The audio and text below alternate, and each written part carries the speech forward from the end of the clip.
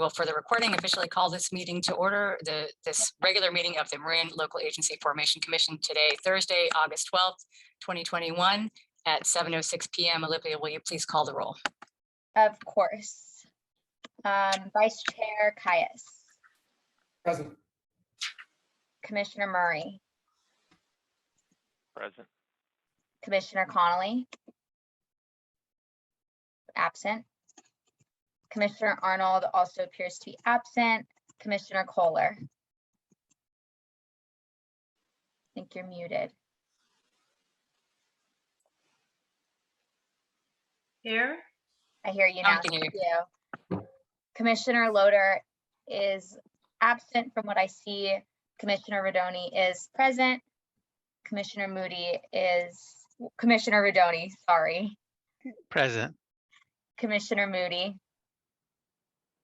Absent.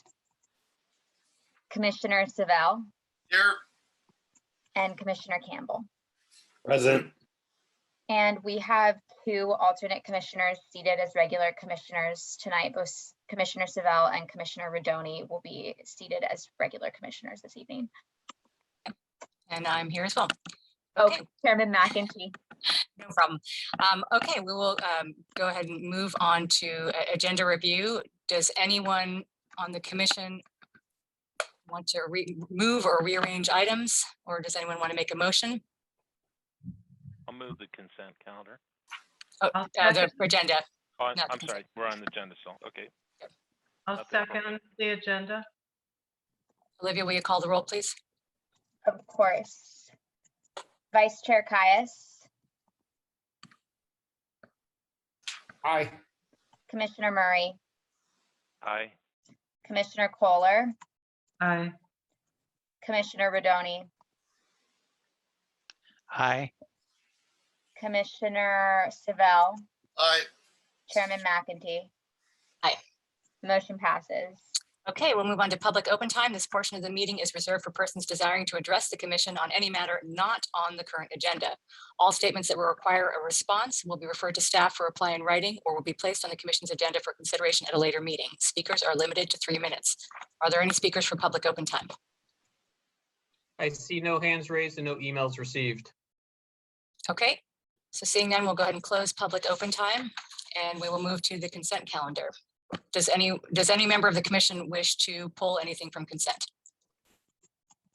I don't want to pull, but I want to just mention that item 1, the minutes, I called attention to staff to several errors in the minutes. I don't think I need to call them out now. They said they would correct them. There was transposed things that look like they were from prior minutes.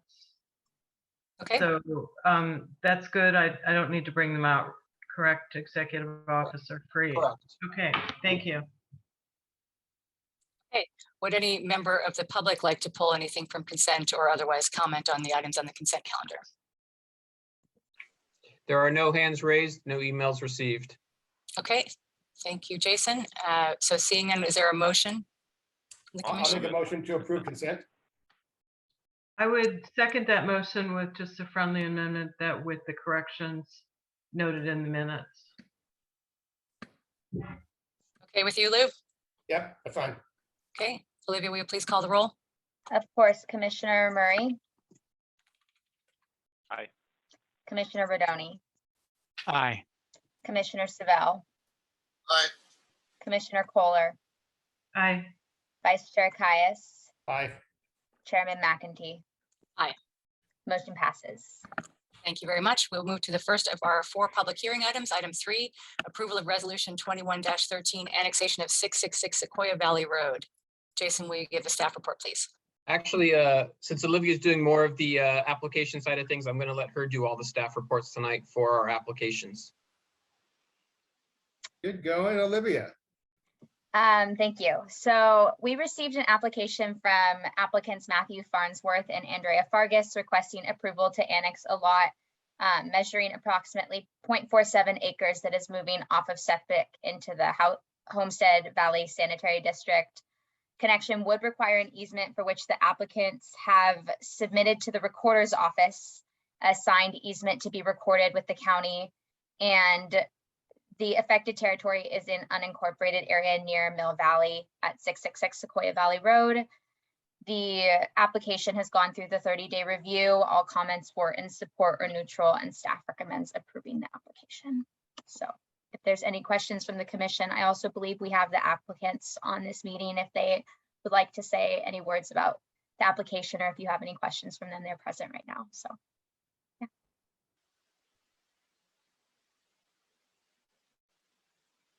Oh, Andrea, it looks like Uh, you're muted.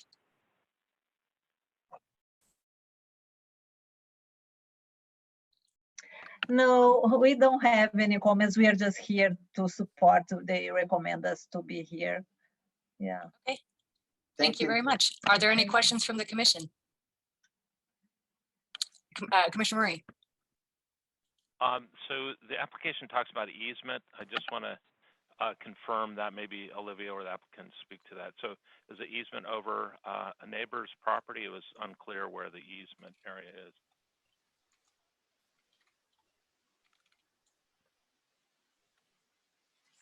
if the applicants want to speak on that, they're welcome Oh. to. Sure, absolutely. Yeah, the easement is facing down the hill. It's on the right side of 663 Sequoia Valley Road, which is owned by John Nides and Susan Nides. And we actually do have a formal letter of, I'm not sure what you call it, an acceptance letter or whatever it's called. But anyway, we have a formal letter, and it's actually been submitted to the recorder and the other day, and he said that it's actually on record right now, is what the person told me at the Civic Center. Great, thank you. Any other questions from the commission? Okay, seeing none, is there any public comment on this item? I see no hands raised and no emails received. And Chair, I presume that you are opening the public hearing, and since there's no public comment, you can close it. Thank you, Mala. We'll use that. We'll use that language. My apologies. Okay, so seeing no public comment, we'll close the public hearing and bring it back to the commission for any deliberation. Are there any deliberative comments or a motion? This one's pretty straightforward. I'll just comment that I checked directly with Bonner Bueller, who is the general manager of the Homestead Sanitary District, and Bonner has no objections to this and is in favor of it. Great. I'd like to make a I'd be motion. glad, sorry, Oh, go ahead. No, go ahead, Dennis. I'd just be glad to move this. Second, Okay, Olivia, will you take the vote, call the roll? Of course, Commissioner Thank Murray, you. Aye. Commissioner Rodoni, Aye. Commissioner Savell, Commissioner Kohler, aye. Vice Chair Caius, Aye. Chairman McEntee. Aye. Motion passes. Okay, well, thank you very much. Thanks for being here. And I'm glad this one was pretty straightforward here. Thank Yeah, you so much. thank you so much, you guys. Have a good night. Good night. night. Appreciate it. Bye. Okay, we will move on to item number 4, approval of resolution 21-14, annexation of 105 Roblar Drive. Olivia? Of course, this was an application received from Nevada or from Sonoma Marin Area Rail Transit for annexation to Novato Sanitary District. And this is requesting approval to annex a lot approximately 0.82 acres that is moving off of septic into the sanitary district. The affected territory is incorporated in the city of Novato at 105 Roblar Drive. And the proposal is for connection to the district's sewer main. Staff has requested comments from the sanitary district along with other interested agencies. And the sanitary district did submit some stipulations for the applicant to agree to in order to connect to the sanitary district.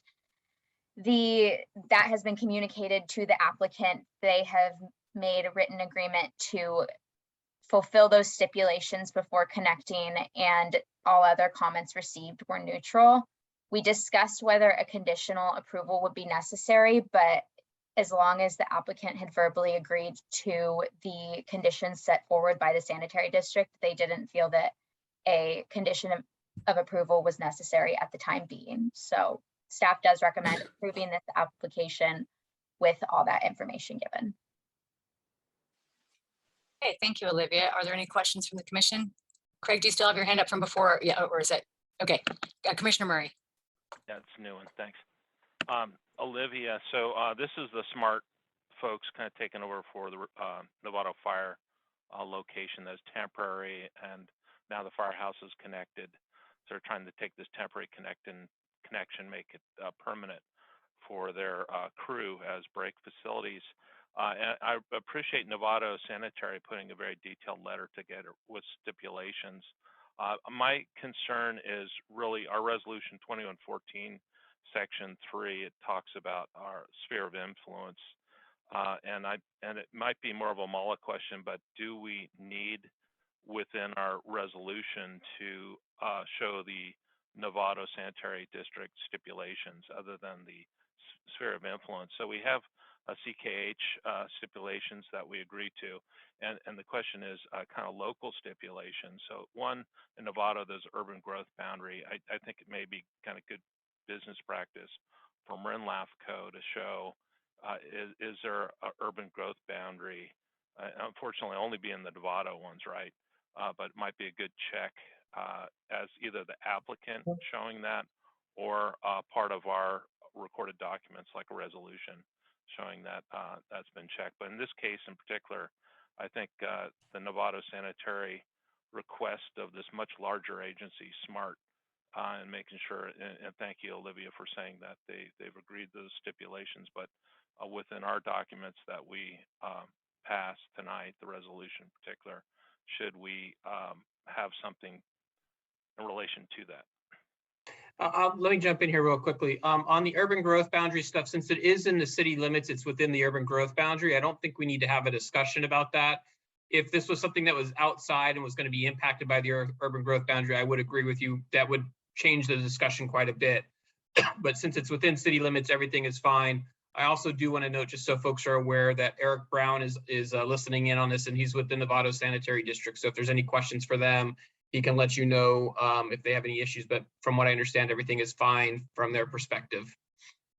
Jason, just on that last question, this is an annexation to Novato Sanitary, right? And since it's not, like as you said, it's already within the city limits, the urban growth boundary is not Correct. part of the. Okay.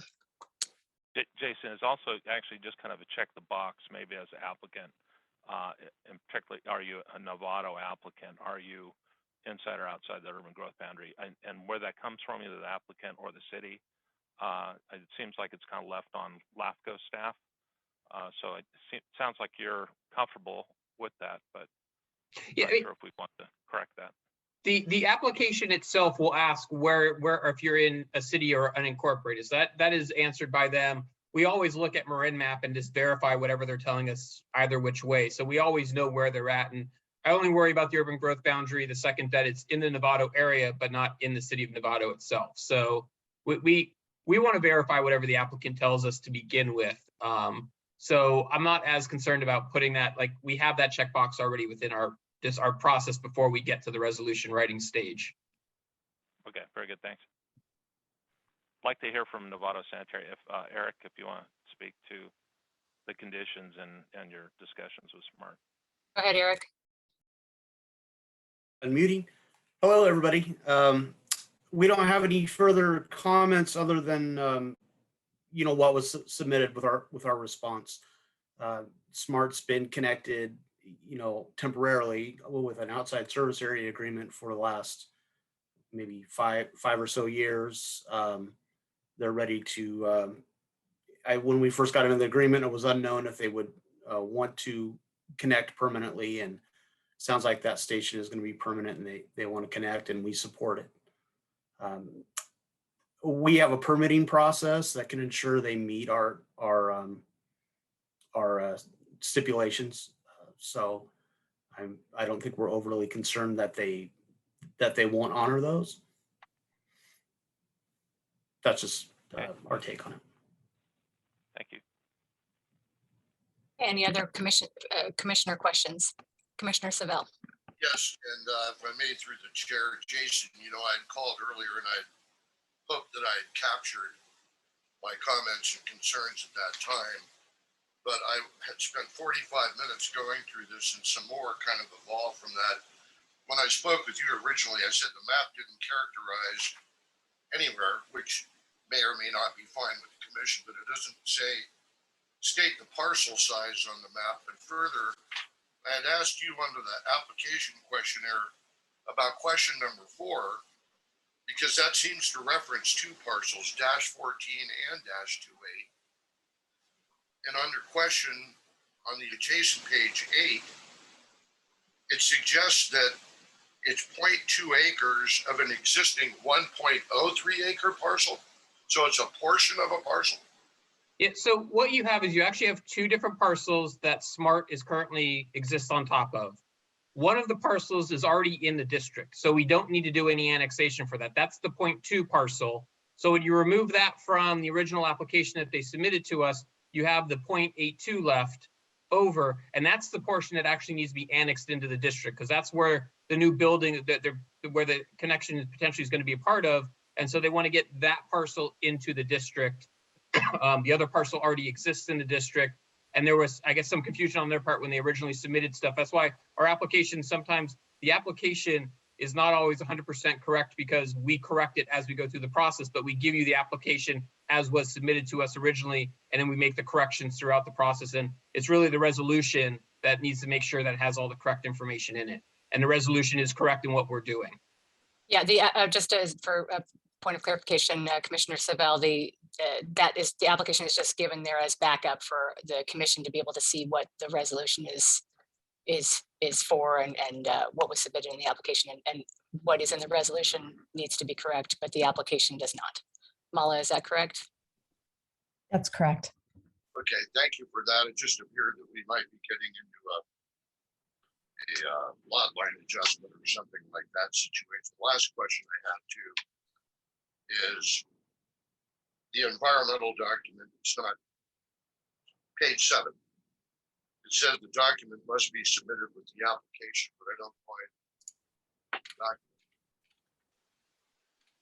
I have the document. I just didn't include it in the application, but I made sure that SMART had transmitted they had an EIR from a number of years ago that we accepted for CEQA after checking with legal counsel on it. It did say significant impact and that it would be attached with the application. So I'm done. Thank you. Okay. Commissioner Murray, do you have a Yeah, question? Yeah, I just want to circle back with Mala. So on the Novato sanitary stipulation, does that need to be within a resolution? Do you mean the condition that is no longer required? I think, is that what you're referring to, Commissioner Murray? Right, so Novato has a letter of conditional approval that they meet these conditions. It's my understanding, we had some discussion about putting it in the actual resolution, but we decided, I think after chatting with the district, that it wasn't necessary. Is that correct, Jason? That is correct. They no longer were requiring it as part of the application, I guess. Okay, all right, thanks for touching that base and providing the info. Okay, any further questions from the commission? Okay, seeing none, we will open the public hearing on this item. There are no hands raised, no emails received. Okay, so seeing no member of the public wishing to comment, we'll close the public hearing on this item and bring it back to the commission for any further deliberative comments or motion. I'll move the approve. I'll second. Moved and seconded. Olivia, will you call the roll? Of course, Commissioner Murray, Aye. Commissioner Rodoni, Aye. Commissioner Savell. Aye. Commissioner Kohler, Aye. Vice Chair Caius, Aye. Chairman McEntee. Aye. Motion passes. Thank you very much. Olivia, good work pulling this together and working with legal counsel on trying to making sure that the resolution had all the right information in it. So appreciate your work on that. Move on to item 5, approval of resolution 21-15, annexation of 2090 Vineyard Road to Novato Sanitary. Yet another application. Marin LAFCO received an application from Janet Sternberger, our applicant, requesting approval to annex a lot approximately 0.4 acres into the sanitary district. The same as the Robler Drive, this parcel is incorporated in the city of Novato, so there's no urban growth boundary issues with the site address of 2090 Vineyard Road. And the proposal is for connection to the sanitary district. Staff sent out comments to the affected and impacted agencies, and all comments received back were in support or neutral, and staff recommends approving this application. I will add that Chairman McEntee brought to our attention earlier that in the resolution, there's 2 places where the address for Vineyard Road is listed as 666 Sequoia Valley Road, which is one of the previous applications that we heard, and that will be fixed in the resolution before getting sent off for signature. So that just needs to be amended when the motion is made for this application. And thank you for bringing that to our attention, Chairman McEntee. Yeah, thank you. Thank you for taking care of that. And are there any questions on this item before we open the public hearing? Okay, seeing none, we'll open the public hearing on this item. There are no hands raised, no emails received. Okay, so seeing no public wishes to comment, we'll close the public hearing and bring it back to the commission. Any deliberative comments or motion I would like to move it with the amendments? Second. with the amendments. Yeah. Thank you for the friendly amendment. Moved and seconded. Olivia, will you call the roll, please? Commissioner Murray. Aye. Commissioner Rodoni, Aye. Commissioner Savell,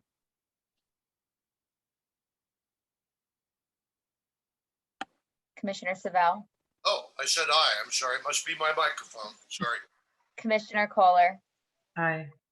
Commissioner Caius, Vice Chair Caius, Aye. Chairman McEntee. Aye.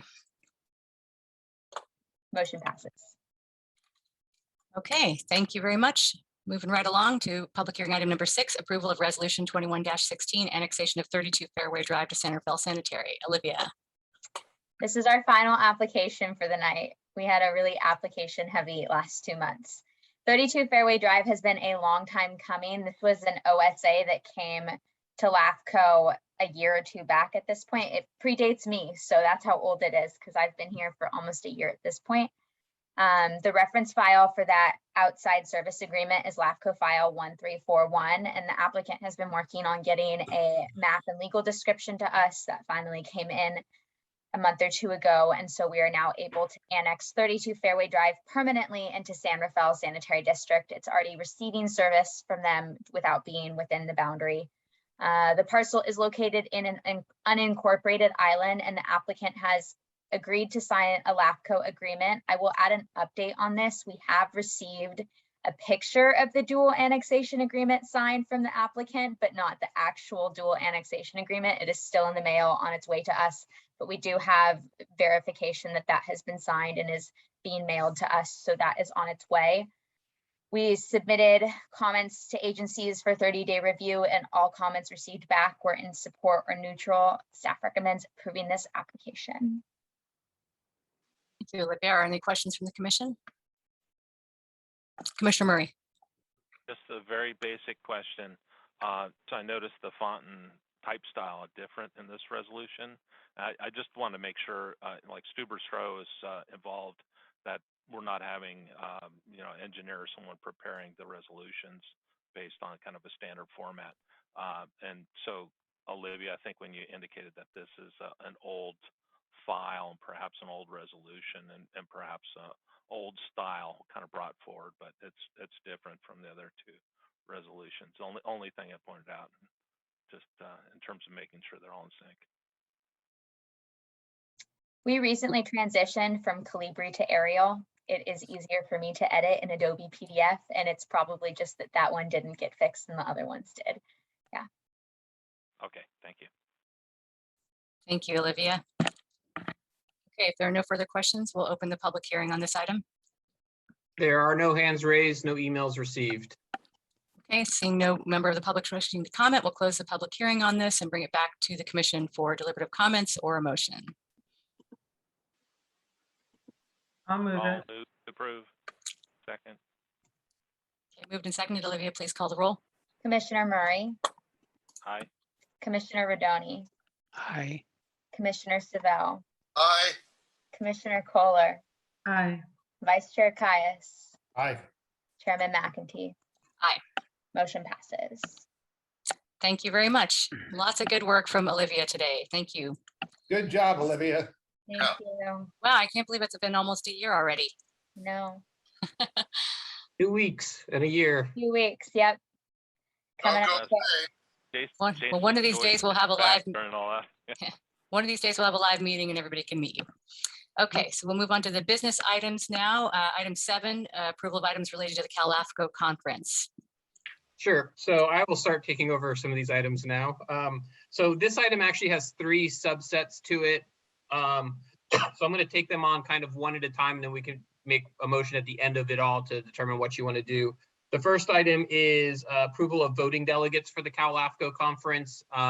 They require that the commission approve who will be the voting delegate and alternate delegate to the conference. There is on Thursday morning, there is a regional group that elects the board members for the region and has discussions about other things. And then there's a business meeting Friday morning. And so the voting delegate is the person who represents LAFCO, Marin LAFCO at both of those meetings. Since the memo was sent, Commissioner Kohler did notify us that she plans to also attend. So we now have 2 commissioners that have told us that they're attending, Chair McEntee and Commissioner Kohler, and I have not heard anyone else wishing to step up and say that they're attending. If anyone is, please let me know ASAP so we can get you registered and everything else for the conference. The tradition of Marin LAFCO has been, as far as I can go back and find, is normally the voting delegate is given to the chair in the following order: to the chair, to the vice chair, to any commissioner attending, and then to staff. Since we have the chair and 1 commissioner attending, I would recommend that the staff would suggest that if we follow that tradition, Chair McEntee be the voting delegate, Commissioner Kohler would be the alternate. This year, or the last 2 years, they've kind of allowed a second alternate. If we want to be very cautious, you could give it to a third person. I would be the next in line if you were to do that, but that's not necessarily required in the process. So are there any questions on that part, or anyone else want to pipe up and say that they're going at this point might be good? Okay, seeing none. The next one is nomination for Cal LAFCO Board of Directors. Their Board of Directors is made up of, each region gets 4 seats. There's 1 city, 1 county, 1 special district, and 1 public seat. They rotate who gets elected each cycle. So this cycle, there are 2 seats. The next year, there'll be 2 different seats. So you're elected to a 2-year term. When we first got the nomination forms, I sent it to the commissioners who were eligible to run. None of them indicated that they were interested in running. So if no one's interested, then we can kind of skip that, but I wanted to leave it on the agenda just in case someone at the last minute wants to pipe up and say they're interested in running. We can get them nominated tonight. Otherwise, this will be the last chance for us to nominate prior to the conference. At the conference, you can get nominated, but you're at a disadvantage because some LAFCOs don't attend and they submit their ballots ahead of time. So if you're getting nominated on the floor, you're not going to get any of those votes from LAFCOs that don't attend the conference. So anyone want to pipe up and say that they're interested in going or being nominated to the LAFCO board, which this time it's the city, town, and public seats that are up. Seeing none, we'll move on to the final part of the discussion. You may remember 2 years ago, Cal LAFCO changed its fee structure, and it did a pretty dramatic change to its fee structure. So in the staff memo, you'll actually see a table on the second page of the staff memo itself that kind of goes over how many counties are in each region, how much the dues are that are paid for each region, and just kind of give you a high level perspective. So we are in the coastal region. There are 15 in our 15 counties in our region. So our 4 seats represent 15 counties. We pay 130. Last year we paid 113,000 in dues between all of our region. When you look at the southern region, my concern is they only have 6 members, so they're we're 2.5 times bigger than they are basically, and they pay half as much of us. So they get the same amount of representatives on the board, pay half as much of us, and we have a much more competitive. You can just ask Commissioner Murray. We have a much more competitive process for running for the board of directors, and so I raised the issue, and LAFCO too, last year, or 2 years ago, I should say, said we should have a discussion with Cal LAFCO about how these regions are made up. It's no longer equitable. It used to be back in the day that the 6 southern regions were paying a higher percentage of overall, and they're much larger counties. So there was the argument that it made sense.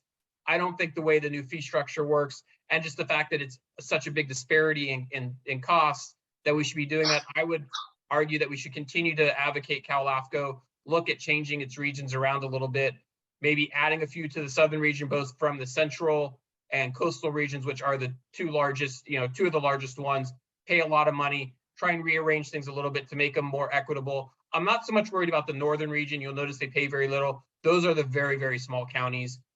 Most of them don't, like 6 of them share one executive officer. I mean, that's how small they are. So I'm not worried about how much they pay, but they are also one of the large ones as well. So if we want to have this discussion or continue it, or should we just drop it and not be worried about it anymore and just let it be the way it is? Because I don't think if we don't bring it up, I'm not sure anyone else is really going to be bringing it up at this point. So that's my report, and yield to you all to decide what you want to do. Commissioner Kohler? Yeah, and excuse my ignorance, but do you have any explanation of how they decided this? Okay, so the number of counties doesn't make sense, because if you compare, we're getting hit with the biggest chunk, but we have less counties than others. When I cleaned up hazardous waste sites, LA County alone has much more power, much more population. And I would imagine they probably have a lot of transactions going on. So I'll let you answer, but to me, I look at this and it just doesn't make sense from any rational perspective. To me, it looks very arbitrary, but I could be completely wrong. There may be some very rational decision-making that went into this. Yeah, I can go back to my days as a San Francisco executive officer to when these changes were made to when they created the region. All right, I started the recording. I don't know what happened to Olivia there. Hopefully she'll be back in a second. Okay. So thank you for catching that. So LAFCO, so Cal LAFCO changed the process back in the day because they wanted to figure out how to get the southern region on board, and they were paying a higher percentage of the overall budget because those are the large ones. Over time, Cal LAFCO has greatly increased its workload and what it does, and so we've increased our budget. The problem is Cal LAFCO has also had a cap on how much is paid by any region or by any county. They have a hard cap, like no one pays more than X. And most of your southern region hits that cap because they're all the large counties. You got Riverside, San Bernardino, San Diego, LA, Orange, are all very large population counties. And so when you're doing things by population and you cap the population, like we're not going to do more than X, you end up with the southern region getting the way it is. So there was logic as to why they did it back in the day.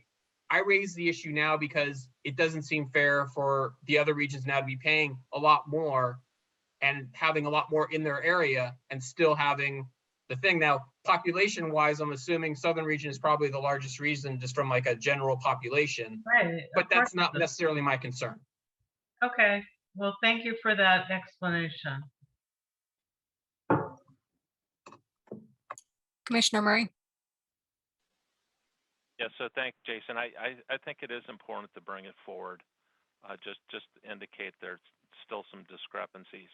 And there is a feeling that the southern part of the state carries the balance of Cal LAFCO, and there's a real concern that has happened in the past of a fracturing of the statewide Cal LAFCO organization, where northern basically is just dropped or splits off, and the balance of the representation continues the flow from the south. So I think with that kind of in hand, it's like, what's the best way to enhance things?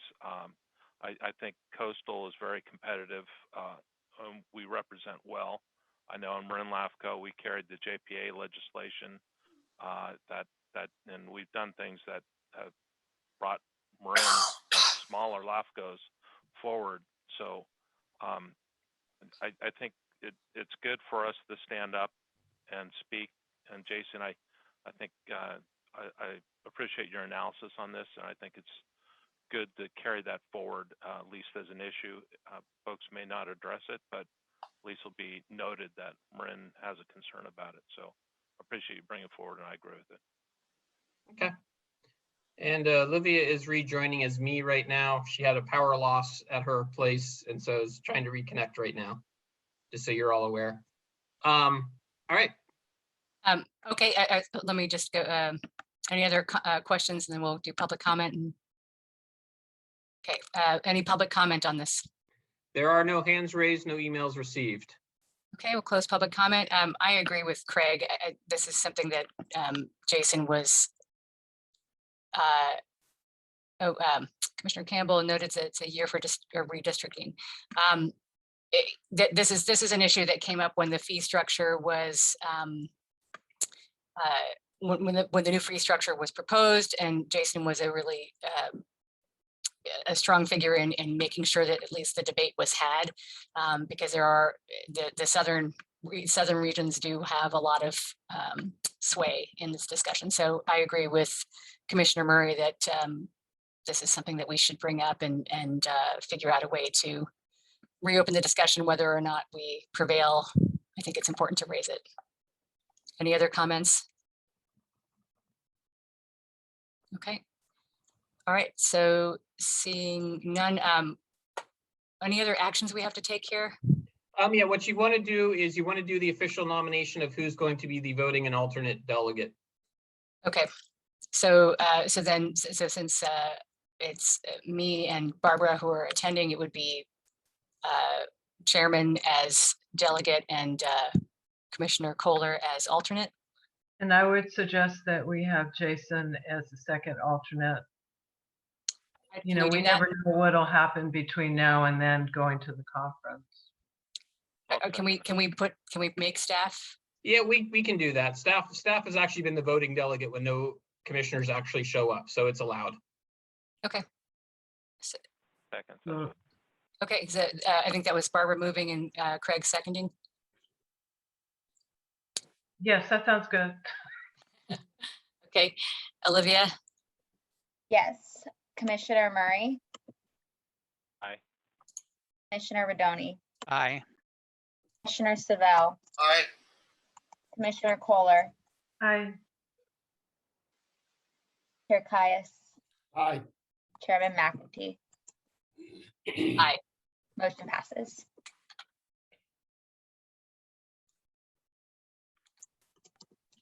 Do we need any motion, Jason, regarding you continuing to bring up the discussion? I don't think so. I think I've got clearance from the commission that they want this to continue to move forward, so I can do it without that. Thank you. And 7B, I just want to make sure, Sashi and Barbara, you're not interested in running for coastal city rep, or James, if you want to attend the conference in Newport and consider it, or at least you could see the flow of it. It's very interesting to see how all the posturing. So I've been through it a few rounds.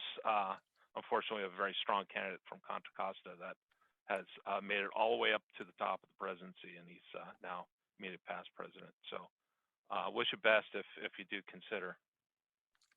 I appreciate that, Commissioner Murray. Commissioner Murray has the most experience with these conferences, so I appreciate you sharing that with us. If I could add another thing, I would, but I definitely can't. I don't know about the other two of you. I personally do not feel qualified. I think if you had time, which I don't think you do, given your history as chair and your background on LAFCO, you would be a good person, but Yeah, if I had time, I would do it, but I do not. And I appreciate the vote of confidence. Thank you. Okay. All right. Is that all you need, Jason, as far as? Yep. Okay, then we'll move to item 8, approvals for Marin LAFCO to enter into an MOU with Secure. This is a very interesting prospect here. So as you know, we've been trying for a long time to go as paperless as possible. One of the last hurdles is signatures on documents. It turns out that the recorder's office won't accept e-signatures. They need to have wet signatures. It's one of the last holdouts in the state process of where wet signatures are still needed. A lot of state agencies and county agencies can now accept e-signatures on many documents. The recorder's office, because of the importance of recording home sales and all that stuff, still want wet signatures on everything. But while we were trying to hash that out, we learned that Marin County is part of what's called the Secure system. This was a system that was created by several Southern California county recorders offices to allow for electronic submission of documents to the recorder's office. And so with that, we can actually save ourselves a short drive over to Civic Center if we sign up for Secure as well. It's Secure is you'll see in the MOU, it's with Orange County Recorder's Office because they're kind of the lead agency and they're the ones that kind of run the system. But it's any county that has joined Secure. If you want to file documents with them electronically, any private entity as well as any government entity can also join Secure and then file all of their documents through that system. So it's kind of like, even though it says MOU, it's really a contract to use a software system. We worked with our IT folks and they said, yeah, there's a bunch of requirements that I did not include in the staff memo that need to be done. And they said, yes, we can cover all of those things without any problems. And so we were like, great, we can go ahead and do that. So in front of you is the MOU. It is their standard MOU. Of course, there's always a few things we did check with our legal counsel. And of course, they did point out there are a few things in there that we would prefer not be in an MOU if we were signing it. But there's nothing that should stop us from signing it. They're very low risk items for us. And so staff is recommending that we go ahead and sign their MOU because if we tried to go to them and say, will you change it? My guess is they're going to laugh at us and just walk away. So you gotta accept what they present to you in their document. So staff is recommending that we sign on. There's still a couple of steps that we need to do, but one of the bigger hurdles is getting the MOU signed. So staff is requesting that you authorize me to sign the MOU and join the Secure system, and then we can work out the rest of the items as we get into their system. Commissioner Murray? Jason, so what's the status of the county? If the county's saying, hey, we don't accept it, Marin County, we sign on with Secure with these other counties. Do we need Marin County? Are they with us or? No, Marin County is the one the Marin County Recorder's Office is the one that told us about Secure because they're in the system already. We would only be able to join Secure or would only want to join Secure if the county that we're looking to record with is in their system, and Marin County is in the Secure system, so we can file everything. We still have to submit wet document signatures. Instead of us taking it to them and them scanning it in and putting it into the system, we have to go to our scanner, scan it in. We have to actually change some of the settings on our scanner so it works for the Secure system. But once we make those changes, we can scan in and then enter it into the system directly, so we don't have to go down to the recorder's office and have them do it. Okay, great, thanks. And Mala, this meets all of your requirements as far as digital signatures and all that. You know, I didn't look at it for that aspect, but I'm going to guess because of all of the county involvement that shouldn't be an issue. Yeah, this doesn't allow, we still can't do digital signatures for our certificate of completions. It'll still all has to be original signatures because that's what the county requires. It just allows us to file everything electronically rather than going to their office. Okay, thanks for making the distinction. Okay, Craig, did you have another question or is that still the same hand? Okay, is there any public comment? There are no hands raised and no emails received. Okay, we'll go ahead and close public comment then and bring it back to the commission. Any further? I just want to add, thank you. I think this is something that would be a good idea to share with our city clerks.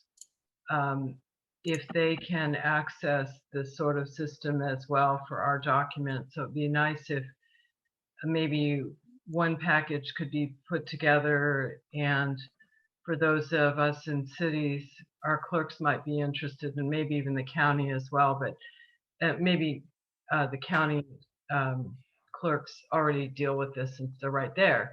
But I think it's a great idea, and I would like to move this item as well. So thanks, staff, for all the hard work on this. Agreed. I will second. Moved and seconded. Olivia, will you call the roll? Commissioner Murray, Aye. Commissioner Rodoni, Aye. Commissioner Savell, Aye. Commissioner Kohler, Aye. Vice Chair Caius, Aye. Chairman McEntee. Aye. Motion passes. Thank you very much. Barbara, I think that's a really good point. I wonder if there are other agencies would want to get on board with this, but I guess LAFCO maybe does more recordings than, Oh, but it's also for things like liens, which we actually do. yeah. And I think it would be nice, I don't have Adobe Pro, so I can't extract it out of the documents that we have easily, but I think if you guys could put a package together, the city clerks meet once a month or something. Maybe Olivia can put something together. Jason also sent me some nice back and forth information. You know, they're always looking for opportunities to make things better as well. So it's just a really neat thing. So thank you. Yeah, or Jason could bring it up to the Marin managers too next time he talks with them. Okay, we'll move on to item 9, approval of restated Fourth Amendment to Executive Officer Employment Agreement. Mala, do you want to do this one? Sure. Thank you, Chair. This is a restatement of the Fourth Amendment to the Executive Officer Employment Agreement. It just reduces the compensation by $10, and the point of that is to make the compensation divisible by 26 pay periods. So it's a deduction by $10, and it will now be $157,716 instead of $726. That was the amount that was negotiated between Chair McEntee and Commissioner Conley and the executive officer. So we're recommending that the chair be authorized to execute this restated Fourth Amendment. This is just correcting a typo, but we wanted to make it just very clean and make sure we followed all the procedures for daylighting it. Any questions? I just say to Jason, I'll gladly give you a $10 bill to make up the difference if you would like. That is okay. I just wanted to make the payroll system very simple to use. So How about some press on cutting salaries at LAFCO? There we go. Okay, any public comment on this item? there are no hands raised, no emails received. Okay, we'll close public comment and bring it back to the commission. I'll make a motion to approve to give Jason a $10 reduction in his salary.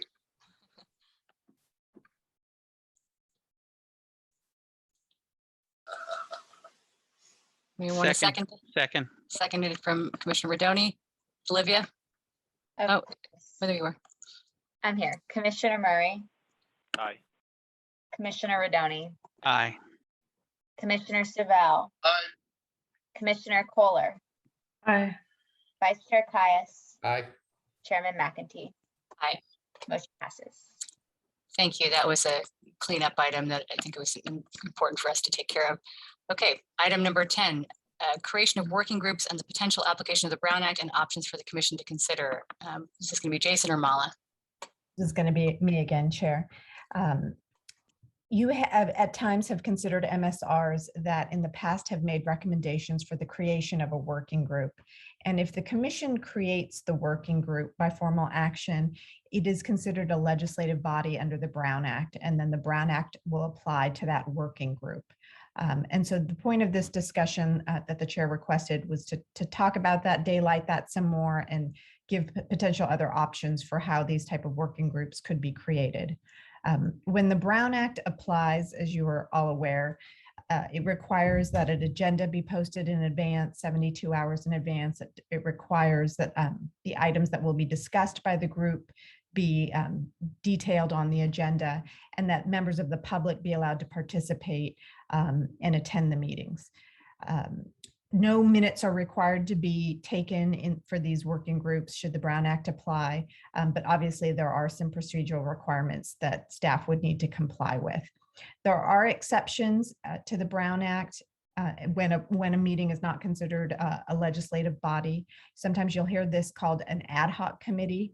If the commission were to create a committee that's made up of solely less than a quorum of the commission, so in this case, if we have a commission of 7 members, if it's 3 members and it's only made up of commissioners and it's of limited subject matter jurisdiction, so it's a specific task, when that task is completed, the commission is sunsetted, that is considered an ad hoc committee and it is not subject to the Brown Act. I do want to distinguish that from a standing committee that we have as well, where standing committees can still be made less than a quorum of the commission, but when they're continuing subject matter jurisdiction, they go on, maybe it's a legislative committee, a finance committee, those type of things that kind of go on in perpetuity and are used as needed, those are subject to the Brown Act. Some other options for working groups that are not subject to the Brown Act is if staff were to create the working group on its own without direction from the commission, without any approval or consensus. If staff were to do this on its own, that working group would not be subject to the Brown Act. Likewise, if the community were to create a working group on its own, that too would not be subject to the Brown Act. It would be just a private working group that could meet, and it would be made up of community members. So these are a couple of options to consider for the future as these come up as part of the MSR process. And Chair, I'll defer back to you if the commission has any questions. Okay, the part of the reason we brought this up was that it came up in one of our previous meetings that there was an MSR and there was a recommendation for a working group, and Mala had brought up that that those such working groups would be subject to the Brown Act. That does add some burden to staff's work and might potentially inhibit some of the discussion. So this is a reason I wanted it brought forward is I think it's a little difficult. We want to be as transparent as possible and compliant with the law, but we want to also fulfill our function of being a neutral convener and being able to bring groups together that wouldn't perhaps otherwise be willing to have a conversation. So trying to figure out how we can strike a balance here, and it seemed like something that the commission should direct the approach that we want to take on this, so that staff can move forward and do it according to the way that we have determined. So it looks like Commissioner Kohler and then Commissioner Murray. So thank you very much. We went through something similar in Fairfax with BBK attorney for a different matter. But one question I have then, Mala, the distinction you're making is that the commission cannot give direction to staff for it not to become a legislative body, correct? Correct. If you look at the first paragraph of the memo I provided. I read that. Okay, Yeah. So my question is, many of the MSRs since I've sat on this commission have said we will form a working group to look at this. Are you saying if we want to make sure that we're not subject to the Brown Act for those working groups, they would not be part of the MSR? It could be, or that when the commission approves an MSR, we make it specific that we're not providing direction on the working group, we'll leave that up to staff. How would we structure those MSRs so that if we, I see Jason raising 2 fingers, 3 fingers, I'm not sure which one. Okay, Jason, go ahead. Yeah, I'm sorry. I don't want to cut you off, but I do No, kind of that's have a great. solution to what would happen.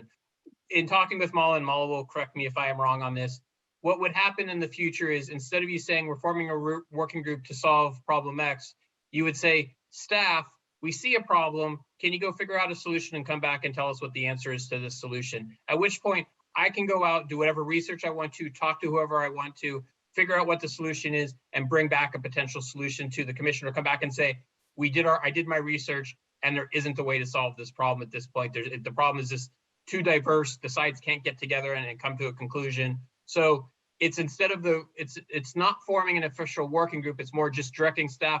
We want to see if you can solve problem X in the future.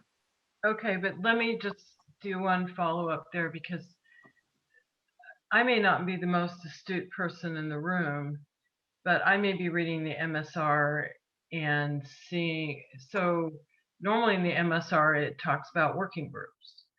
And I may miss that there's a problem when I'm reading the MSR. So you wouldn't even call out that in the MSR, would you call out language that would say there's an issue here that we've seen through the MSR, so at least we know?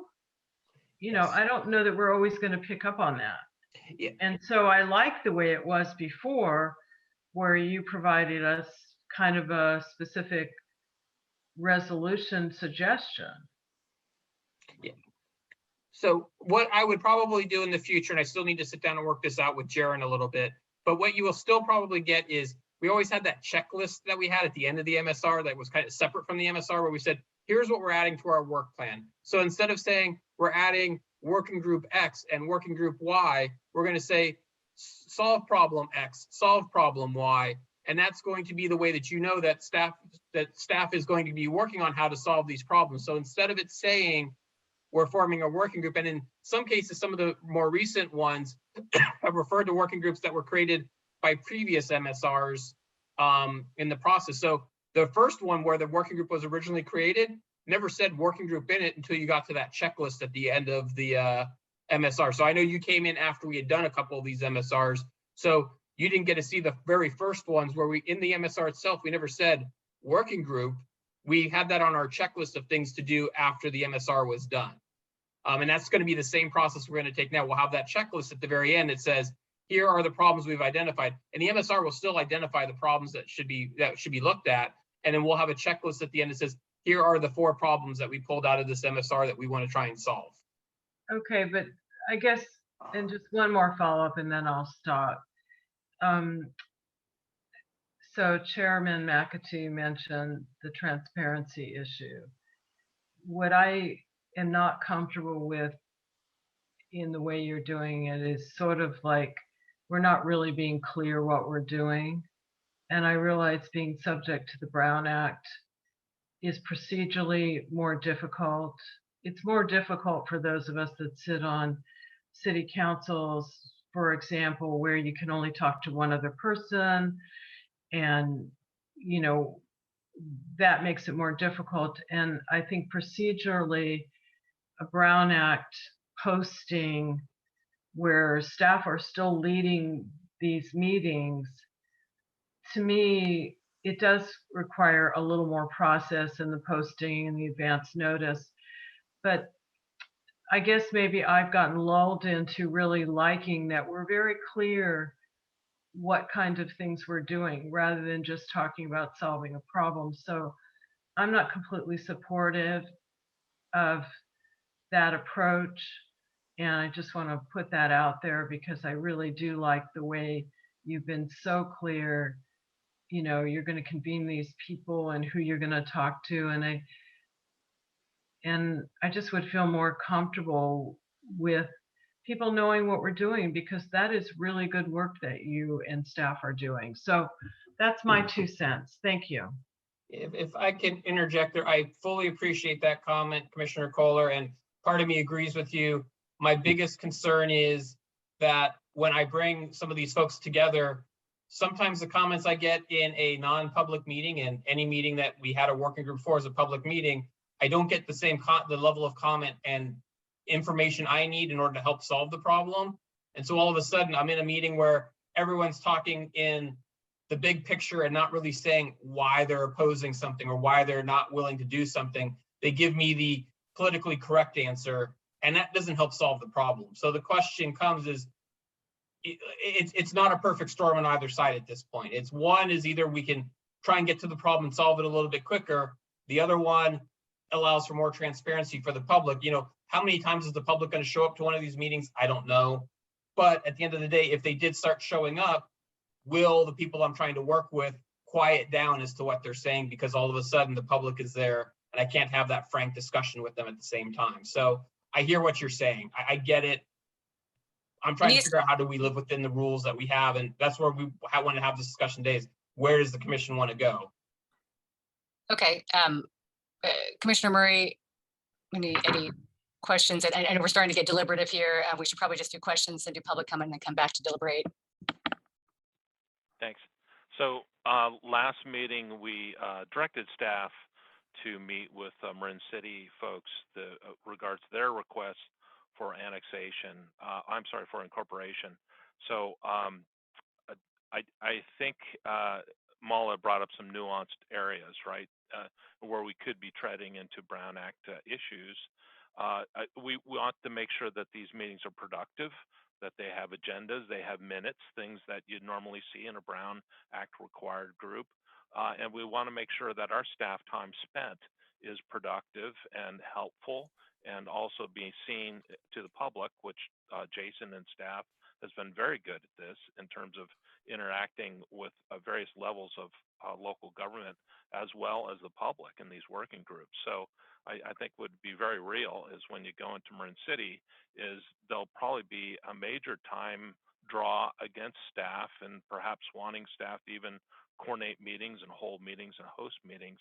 So I'd like to kind of hear from Mala if we have some boundaries in terms and things that perhaps LAFCO staff could share with some of the concerned members of these communities in terms of what they need to do and what staff needs to do. So those boundaries are kept, and we were particularly concerned about staff time and budget burn on these various working groups. So that's my question. Thank you. I think Commissioner Murray on the Marin City one, if I recall, that one, the commission didn't actually create a working group. It just directed the executive officer to maybe meet with the existing, community group. So Which is in your one of the categories in your memo. Yeah. It's a third version, so that one is not subject to the Brown Act, but obviously it does involve staff time. But I think, Jason, maybe you can correct me, but I think there was a sort of a limitation on how much staff time and resources you directed to be put into that group. But again, that one is not subject to the Brown Act because it is a community-based group, and staff, you've just allowed staff to kind of meet with them to give information and other assistance. So if I can, Invite. oh, go ahead. That's good. Yeah. Go ahead, No, Commissioner Murray. it's good that staff is invited to these rather than hosting or being leading this. So I appreciate that. Thanks. Well, and Mala, just to clarify, a working group, as far as the Brown Act is concerned, there would be a noticing requirement. There'd be an agenda requirement. On the agenda, it could list the groups or the agencies rather than specific people, so that there could be different people. And there's no requirement for minutes or for a meeting recording for a working group. That's correct. Okay. Vice Chair Caius. Jason, just a simple question to you. Does the described process or the changed process diminish your ability to do your job at all? Or are you comfortable with being able to still do it within those guidelines? I think if we do continue to create working groups like we've done in the past, I think the work style will change and it will impact the amount of time it takes to get an outcome from it. And I say that, and it will take longer to get there. Where if we just have staff work on a situation like we kind of had been doing in some ways, and just look to find the solution, call in where I call in the correct people, the people I think are the right people to have in the room to solve the problem, that will help us get there a little bit quicker. None of these processes at the end of the day are quick. They're all very long and tedious to do. But at the end of the day, I think we get there in a more efficient manner if it's just me directed to figure out how to solve the problem rather than forming the official working group process. So it's a trade-off: speed for public transparency, and that's really the question I think the commission is being asked, is to kind of think about. We don't necessarily need to have an answer tonight. The answer will really come when we do the West Marin MSR. What direction do we want to go in is really going to be the question that comes out of that MSR at that point. Okay. Let's go ahead and do public comment, and then we'll come back to see what direction the commission has. There are no hands raised and no emails received. Okay, so we'll close public comment and then we'll come back for deliberations. So from my point of view, I think what we're trying to accomplish is we're trying to make sure that that there's an effective result from the MSR, that there's some there's some productive next steps that happen from that, but at the same time being compliant with the law and also having as much transparency and opportunity for public participation as possible. I like Jason's comment of identify what the issue is and direct staff to apply any number of tools to solve it. I like that from a flexibility standpoint, but I also don't want us to dance around something that in order to try to avoid having it be a Brown Act group. So I think that they're probably on a group or issue by issue basis. There are probably some different nuances there. They're it's probably not not all of them that are going to have any have issues with being Brown Acted, but the thornier ones are the ones where Jason's identifying that there's some reluctance to reveal the true source of the conflict or the true source of the lack of movement there. I don't want us to go out of our way to subvert a process here in order just to deal with that. But I also want to make sure Jason has the tools that he needs to do his job. So that's the reason why we wanted to bring this forward to you all and get your thoughts on how we might solve this. Alternate Commissioner Campbell has his hand raised. Go ahead. Thank you, Chair McAtee. I'm just curious because I know in my city council work that staff often has the opportunity when preparing staff reports to speak with both sides in a non-Brown Act, situation. And I have to say I'm slightly uncomfortable with just doing the whole deal behind the curtain, so to speak. And I'm just curious, Jason, if you could maybe explain a little bit more how it would be difficult for you to kind of understand the real issues going on in your preparation or, preparing a report or preparing an agenda for a meeting. That I'm just trying to understand how this would benefit you in your knowledge of what's really going on. Yeah, I mean, it's a matter of how do you get two sides to sit down and agree to something. I'm going to give an example here that is kind of known by this commission, but may not be fully known. When you look at the Tiburon area, there's Paradise Drive that is constantly going in and out of the town of Tiburon and into the county, and who controls the road and who maintains the road is a very controversial issue. We had an application, we actually just completed the application not that long ago for the annexation of a parcel that was on Paradise Drive in. And you may recall, I don't remember if Commissioner Campbell, if you were on the commission at that point in time, but when we had the original application in front of us, it was to annex both the sanitary district and the town into at the same time. We ended up having to split it. Everything that you heard publicly from Tiburon was they gave us a whole list of excuses as to why they weren't in favor of it, what needed to be done, all these other things that need to be done. At the end of the day, they didn't want it because Paradise Drive was involved and they didn't want to have to maintain that portion of Paradise Drive. That was never said in any of their official documents that were done publicly. I could find out, I kind of knew that that's what was going on. That was kind of the rumors in the background, but I was never able to get to that in a public meeting. In a non-public meeting, I could potentially get to that point and get them to tell me, well, here's what our real issue is. This is what we're trying to resolve. Can you help us resolve it? It wasn't able to be resolved for that particular application in a perfect way. It's something that we actually have a group of, I'm trying to sit down and get the county and the Tiburon to actually work together to figure out how to solve it, because I don't want this problem for future applicants. So that's kind of like, in some ways, almost a perfect example of something that's come through LAFCO. And that was just one parcel and one very small part of the street. And we couldn't get anything done publicly with that because of how it was done. So me being able to sit down and talk with people privately and have both sides sit at the table privately, I'm more able to get them to negotiate and figure out how to solve the problem. Not to say that the public won't be brought into the discussion. I will always be bringing the public into the discussion to have these discussions. Like when we did Murray Park, the Murray Park merger, originally it was me, county, and district staff all sitting down to figure it out. And once we kind of had a general idea, I brought in the public much earlier than any of the other parties would have ever thought about bringing them in. I said, no, we need to go sit and we kind of have an idea of what's going on now. Let's go have this discussion with the public so they're well aware of what we're talking about. We did a community meeting, we got their feedback, and we took some of that feedback and modified some of the stuff we were discussing to come to a final conclusion. And then we went through all the public approvals at the end of the process. So it's not like we're ever cutting the public out. I will never do that. It's a matter of how do you get the people to sit down at the table and negotiate something? And those negotiations, those tough negotiations, are never going to happen in a public meeting. And that's where my problem comes in. I want to be public as possible, but I also need to have those tough negotiation sessions to occur. And you're not going to get that in a public Brown Act meeting.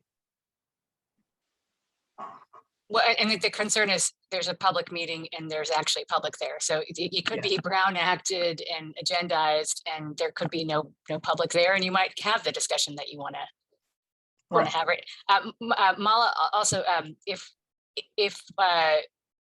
is there a way that it becomes a serial meeting, even if it's not indicated as a working group, if Jason's meeting with different parties and it's sort of is there, what's the risk of a serial meeting in your situation 2 of your memo? Jason can always meet with individual members of the working group, and we call those informational sessions. You can always have one-on-one meetings and discuss. It's he wouldn't be able to kind of try to get a collective concurrence, try to get answers to his questions that he would otherwise be seeking as part of the public meeting process. So that's the distinction. But I'm sure he has one-on-ones with all of you to talk about the agenda, make sure you don't have any questions about the agenda or items on the agenda. That's all appropriate under the Brown Act to have those one-on-one sessions. James? Thank you, Chair McEntee. Just to follow up, and I don't know through the chair if this is for Jason or Mala, I'm still a little confused, Jason, and I'll just use the example you used. Would it not be in your purview to negotiate an agreement between the parties, and if the issue is Paradise Drive, to try to get them to come to the table and figure that out, and then with a proposed solution, then have a public meeting so that the public had a chance to weigh in on the settlement that you were able to negotiate? I just came from the RBRA meeting, and of course they had exactly that issue. They nailed out a settlement in private and then proposed it in public to give the public the opportunity to weigh in, which I think is, the right thing to do. So I'm just trying to understand why in that situation you wouldn't have been able to do what you feel confident that you could have done, which is get the two sides to agree to something and then have it come to the public for their comment. That's actually kind of what I would be suggesting we do for future things. That the issue is we've approved things on previous MSRs, so we're, for the lack of a better term, stuck in that process for the previous ones.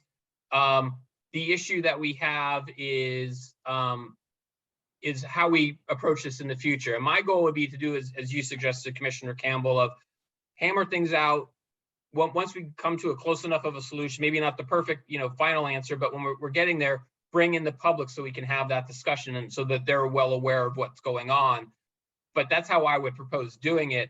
It's if the commission, as part of the approval of an MSR, says, Jason, you're forming a working group to solve this problem, that means my tough negotiation sessions are public, because I'm bringing the people that need to be in the room are part of my committee and are therefore making quorum, and then we then have to have the meeting be Brown Act and all that stuff. So if you want to allow me to have that serious negotiation sessions, then we can't form working groups. We just have to, the commission just instructs staff, go solve the problem and tell us how to solve it. And then I go and have that. Can you give us an example of what the language would be that would be the go solve the problem language? It would, like I said, I would still have to work with Jaron on this exactly, but my general thought at this point is that it would be staff, please solve problem X. And we would identify what the big picture issue is. Like if it were Paradise Drive, I'll use, Ross Valley. Is there a better solution to Ross Valley fire system than the JPA model they currently have?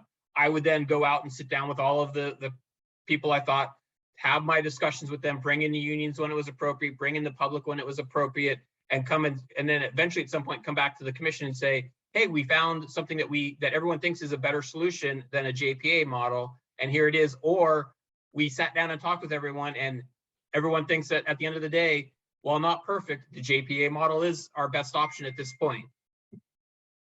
Okay, Commissioner Kohler, sorry. Well, thank you. So listening to alternate Commissioner Campbell, listening to Chair McEntee, I have a question, and also to your example. So I'm kind of thinking that there may be times where the commission wants to form formal working groups and maybe in some cases not. And maybe through West Marin, there will be some opportunities for the less, item 2, I think, in the memo. But I have a question. You know, you have talked a lot about negotiations. To me, if you have a Brown Act body and you're going to be doing negotiations, isn't that closed session material?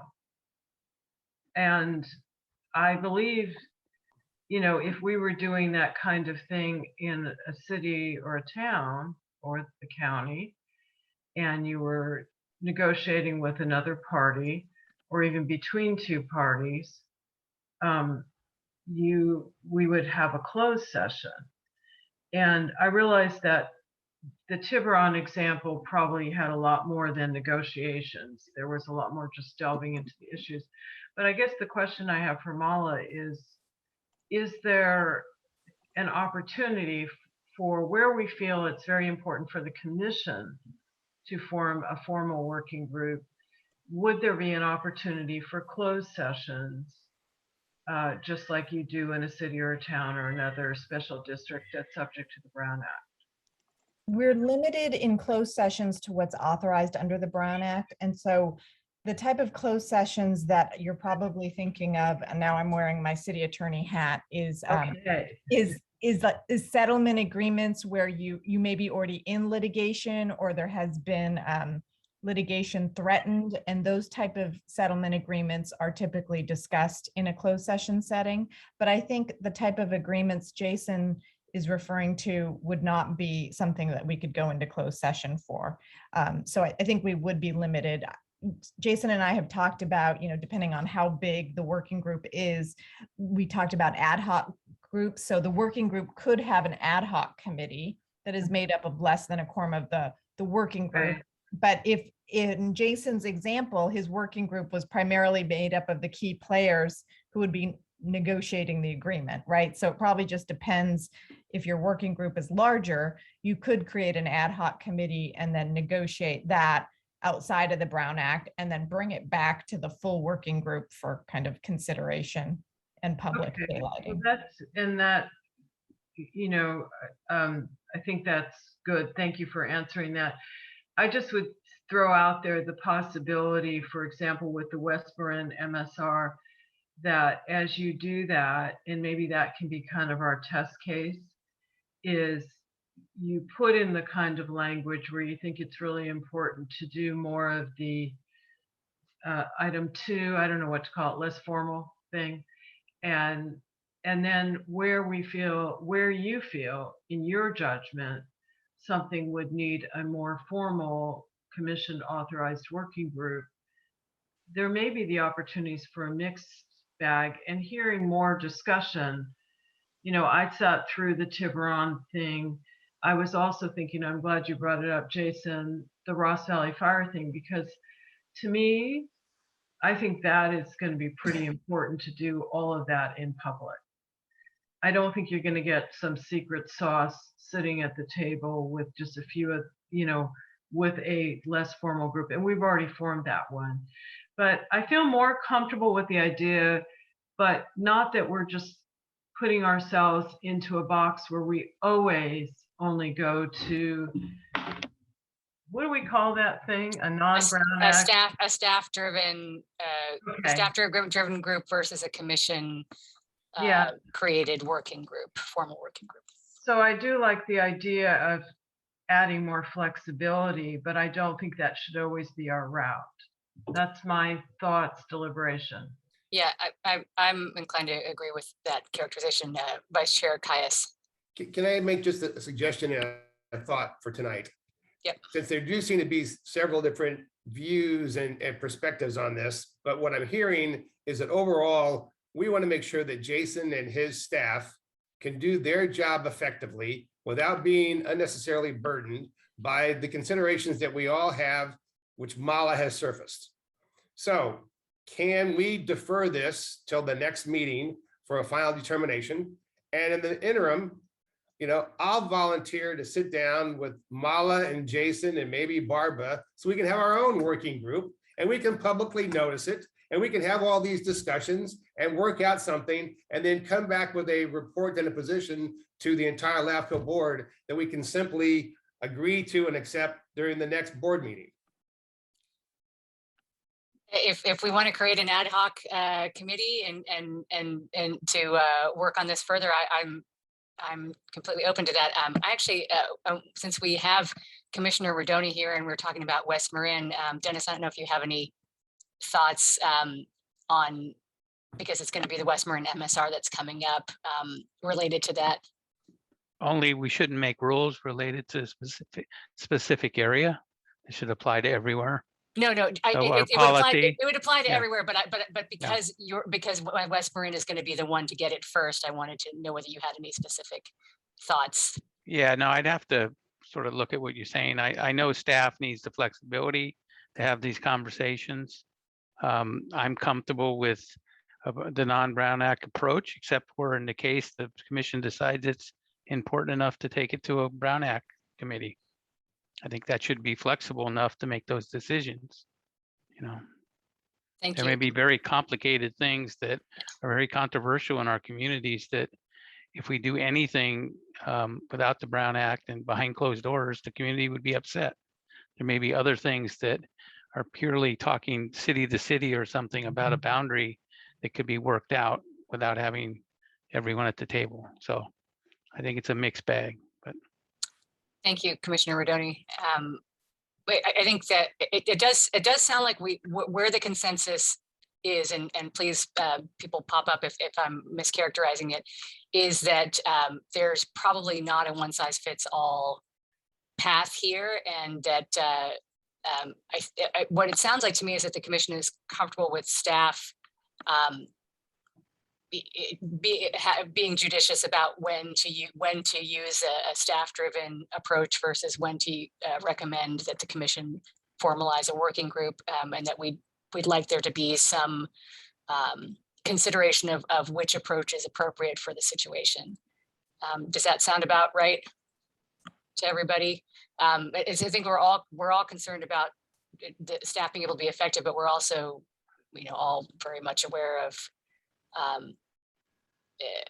we all have a desire to have there be transparency, and we all have to do that with the bodies that we're a part of anyway. That's kind of part of the culture that we're all a part of anyway. Alternate Commissioner Savell, you have a comment? Hey, Chair McAtee, I just wanted to say I strongly concur with Commissioner Kohler's initial statement about public input. To me, I always want the maximum of that, and yet I recognize, as you articulated, that staff needs to be able to be in a situation where they, as a practical matter, can be in an environment where they can get the forthrightness to try to be productive as he needs. So if there could be a balance between those two, as you suggested, I'd really like to see that. Thank you. Okay. Thank you. I see from two commissioners in the chat that there's some interest in wrapping this discussion up. So there was no need for action at this time. There's Vice Chair Kais has proposed that we maybe have an ad hoc committee work on it further. But Jason, what do you think about having the next round of MSRs be the test case there, and being able to judiciously apply which of those approaches you wanted to use given the situation? I think that's exactly what will end up happening. Is going to be the next round of MSRs will be where the rubber hits the road on this issue of what the commission wants to do. I have no issues if the commission wants to create the ad hoc committee and kind of formally figure it out, which will help direct staff when the MSR is actually being done, rather than having the debate at the end of the MSR and going down each item and saying this is a working group or this, and figuring it out in meeting. the ad hoc committee could help potentially put that all into one place. So we can kind of then say, well, here's our policy on it. We've now approved a policy. The MSR just came out, and here's how we're ranking each of the items coming out of the MSR.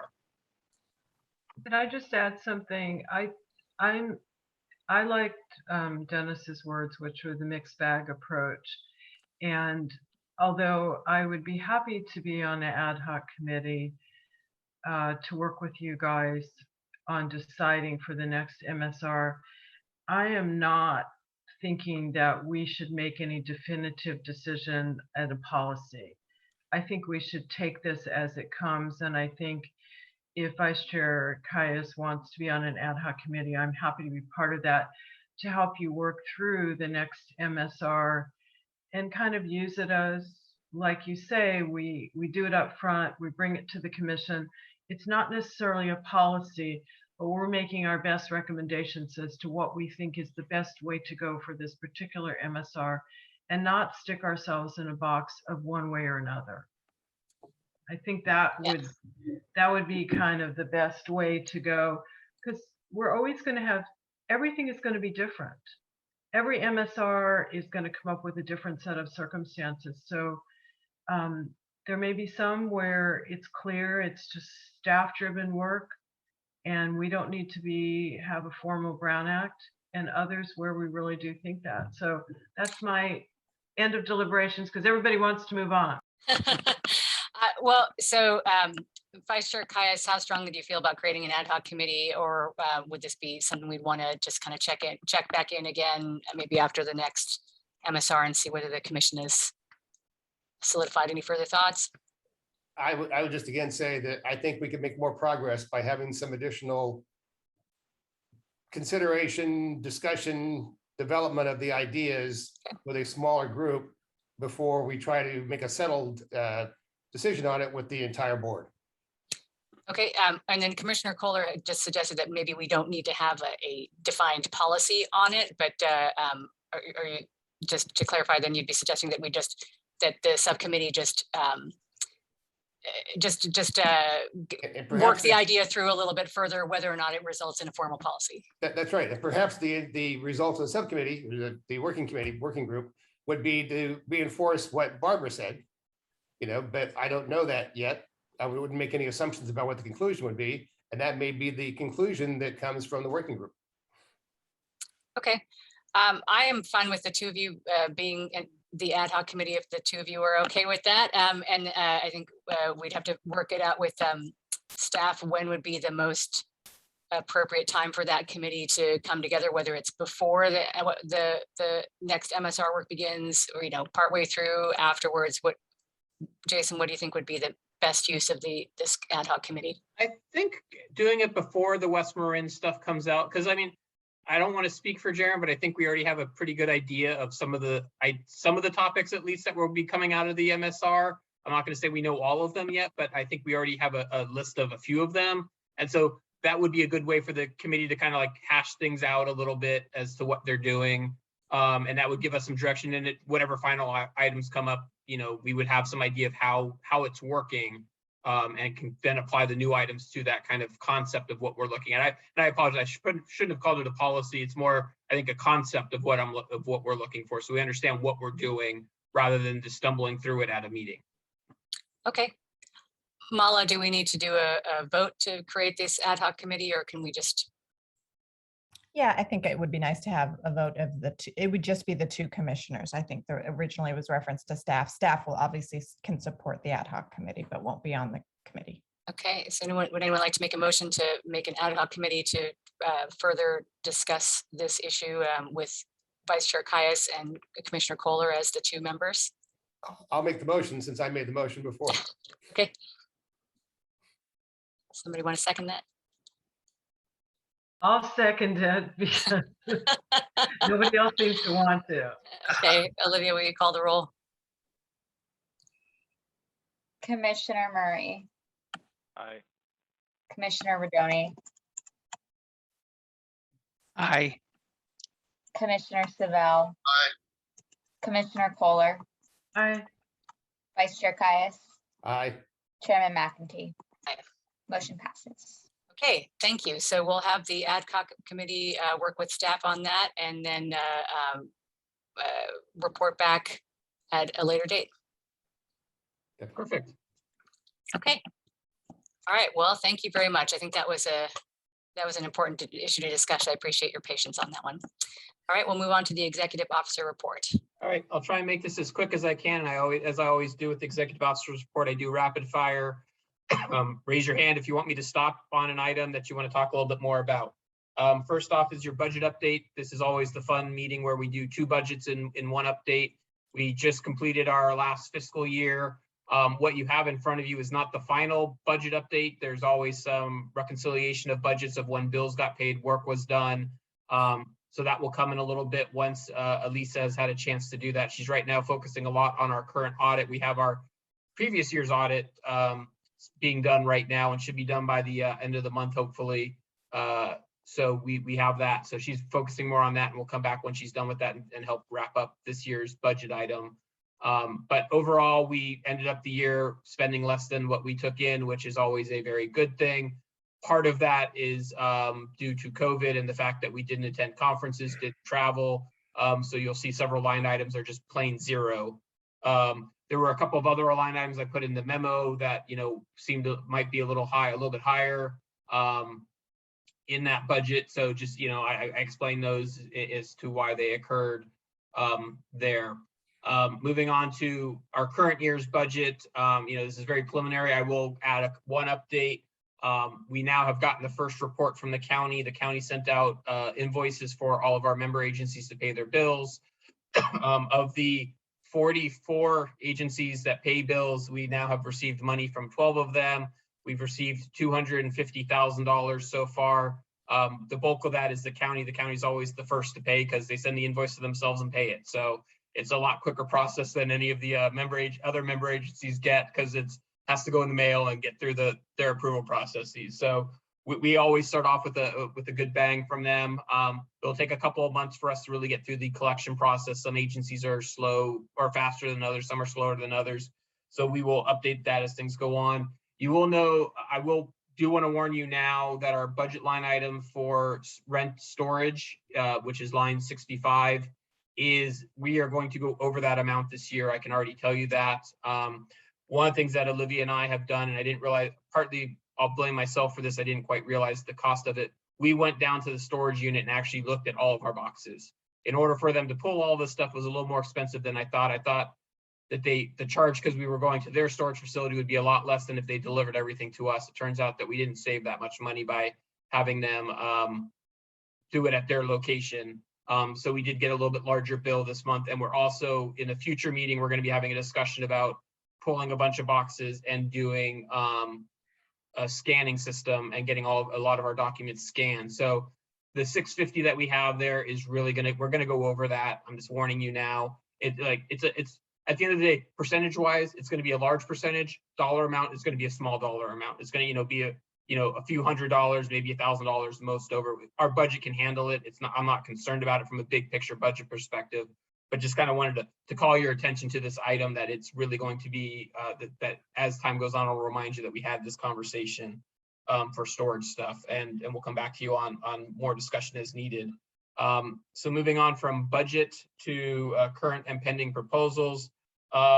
You will note, one thing I will note is this week we got one new application. So there will be a new application that will probably be in front of you at your next meeting. It's not listed on the current thing. We got it, like I said, literally this week. So Olivia, I still don't think has had a chance to send it out to all the member agencies and get comments from them. So we'll bring you more details and probably we'll have the item on the next agenda. There is one item that I want to bring up that has been on the agenda, and I had a brief discussion with one commissioner about this already, and that's the 255 Margarita. You may remember that's the emergency OSA where someone annexed into the district and then they never came back and properly completed the annexation into the district officially.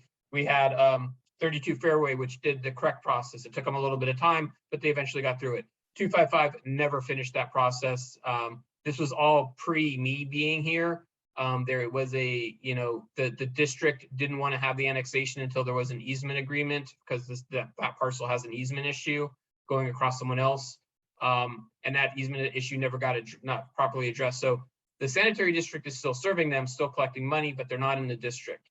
The question, and we're not gonna have the discussion tonight. My question for you tonight is, does the commission want to have us bring this back and have a formal discussion as an actual individual agenda item at our next meeting to talk about what are our options at this point? This is a multi-year egregion that has occurred, and we can either ignore it or we can go, which is one end, or we go down lawsuits, which is the other end. So my question to the commission right now is, excuse me, do we want to actually bring this back and have a discussion, or are we fine just letting it continue to sit there and it'll just be on our list for quite some time? Jason, what's the notification process of that applicant? To me, it's notify them and try to work it out, provide some options rather than. Yeah, I'm sorry. I know I don't mean to interrupt you. We have notified them multiple times and they have never responded back to us. There is even an email chain that I have from back in the day where we notified them, the district notified them using our email, and they never replied to us, but they replied to the district's email. So they have ignored us. We sent them certified letters. I don't want to get into all the details of it. That is kind of what would be the discussion next week. I don't want to get into all the details, but we have tried everything under the sun to get them into compliance and they've just refused. Yeah, I think there's. Fine to hold it next week, next meeting. Well, we can't, one thing I think is a concern here is that if we don't, have some teeth behind our requirements and our conditions, then they kind of cease to have any meaning. So I think whether this seems like a small thing or not, it does seem like we need to follow through. I don't know what the rest of you think about that. I would tend to agree. Okay, so I'll work with Mala and we'll bring back a discussion between the two of us. We'll create a time flow, how things work, what your options are. We'll bring that back to the next meeting and have a discussion. And I'll make sure the applicant knows about it, but they'll probably ignore it. We'll make sure the district knows about it and they may actually attend because they've been interested in this as well. So that's current and pending proposals. Correspondence, you do have a letter in there from our auditor. That letter, I believe we forwarded to all of you, but we put it into the packet just because it's a letter to the entire commission. So Brown Act kind of requires us to do that. If you haven't read it and haven't responded to it, please do so. Not that you necessarily need to respond to the letter, but if you have any issues, concerns, something that you've seen that perhaps you think was done wrong in the past with our budgets or with our bookkeeping system, you're supposed to speak with them directly so that they can take a look at it and include it in their audit to determine what's going on. So please pay attention to that, but you may have nothing, at which point you can ignore that letter. Then two things that are not really listed under executive officer's report. I just wanted to give you a quick update. Marin City, we have not issued the RFP yet. The folks I'm working with wanted to really do a deep dive into make sure they had the boundaries correct for what they want a new city to look like there, and make sure that they just had all of their ducks in a row before we put out an RFP. Because in my discussions with them prior to us doing the RFP, I gave them a list of things and they just need time to work it out. So I'm letting them do their stuff, work it out, come back to me with what they think a new Marin City would look like, an actual city, not just a area called a city. So I'm letting them work that out. And at some point, when they get back to me, we'll issue the RFP. I do understand that the CSD held a public meeting so that there was some discussion about what was going on. I wasn't able to attend that meeting, but I understand that they had that discussion. And then the final thing I will put into my executive officer's report is starting tomorrow, I will be on vacation until August 30th. So if you need anything, now is a great time to make all your requests to LAFCO, and Jaren will take care of them for you as our deputy executive officer. So I will be back after I am done with my vacation. And I will note in September is the Jewish holidays, and I will be taking the Jewish holidays off this year. The Jewish holidays happen to fall all during the week. So you'll see me sporadically in and out for when the Jewish holidays are in place. I'm going to take those days off. So just wanted to give you that heads up in September. So that's all I have for my executive officer's report. Okay. And any public comment on the executive officer's report? No hands are raised and no one emailed about my report. Enjoy your vacation. Thank you. Okay, close public comment. Any other comments from the commission? Okay, seeing none, any commissioner announcements or requests? Okay, seeing none, I won't make you do the motion to adjourn here. We'll adjourn to the next meeting, which will be October 7th, 2021 at 7 p.m. Thank you very much, everyone. Good night. Good night, all. Everybody.